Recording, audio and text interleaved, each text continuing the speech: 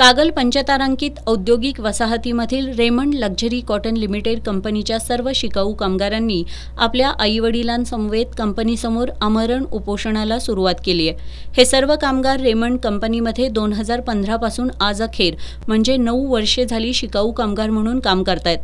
कामगार कायद्यानुसार हे सर्व शिकाऊ कामगार कायमस्वरूपी होण्यास पात्र आहेत, पण आज अखेर या सर्व कामगारांची कोणतीही पगारवाढ न करता फक्त आर्थिक शोषण केल्याचा आरोप कामगारांनी केलाय। गेल्या 8-9 वर्षापासून आम्ही या रेमंड कंपनीमध्ये जॉब करतोय। कंपनीमध्ये या आम्हाला परमनंट करून घेतो म्हणून आम्हाला ट्रेनी म्हणून आम्हाला या कंपनीत रुजू केलं। गेल्या 8-9 वर्षापासून आम्हाला या कंपनीनं परमनंट करतो म्हणून सांगितलं, पण परमनंट केलं नाही। गेल्या 8-9 वर्षापासून तोडक्या पगारामध्ये हे आम्ही 100 कामगार या ठिकाणी काम करतो आहोत। आमच्यावर गेल्या 8-9 वर्षापासून प्रचंड अन्याय झालेला आहे आणि या अन्यायाला वाचा फोडण्यासाठी म्हणून आज आम्ही पालकमंत्र्यांना घेऊन जिल्हाधिकाऱ्यांना निवेदन दिलं आणि त्या ठिकाणी सुद्धा हा तोडगा न निघाल्यामुळे आम्ही सगळ्या कामगारांनी आमच्या कुटुंबियासह या ठिकाणी कंपनीच्या दारात आमरण उपोषण करण्याचा निर्णय घेतलेला आहे।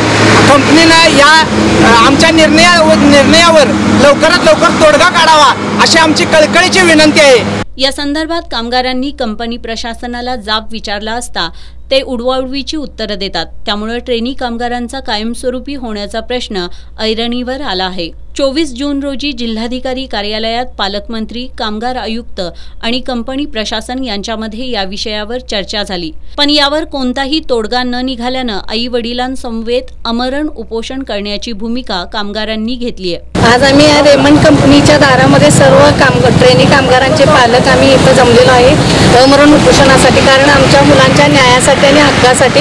आमच्या मुलांना 10 वर्ष झाले या कंपनीमध्ये काम करत असून अजून परमनंट केलेलं नाही। कंपनीने 2 वेळा परमनंट करतो अशी नोटीस लावून सुद्धा त्याची दखल घेतली नाही। वेळोवेळी प्रत्येक वेळी नाकारलं नोटीस लावतात। आज हे नाही कामगार म्हणजे साहेब नाहीत, ते साहेब नाहीत असं प्रत्येक वेळी सांगून त्यांना डावललेलं आहे। आणि आता ह्या तुटपुंच्या पगारात ह्या महागाईमध्ये काही चालत नाही, म्हणून आम्ही आमच्या मुलांच्या हक्कासाठी आणि आमच्या मुलांना परमनंट करून कंपनीनं घ्यावं या हक्कासाठी आम्ही आज सर्व पालक इथं पावसाची पर्वा न करता किंवा उन्हाची पर्वा न करता आम्ही आज या कंपनीच्या दारात बसलेलो आहे। याबाबत आमच्या प्रतिनिधीनं कंपनीच्या व्यवस्थापकांशी फोनवरून संपर्क साधला असता त्यांनी प्रतिक्रिया देण्यास नकार दिला।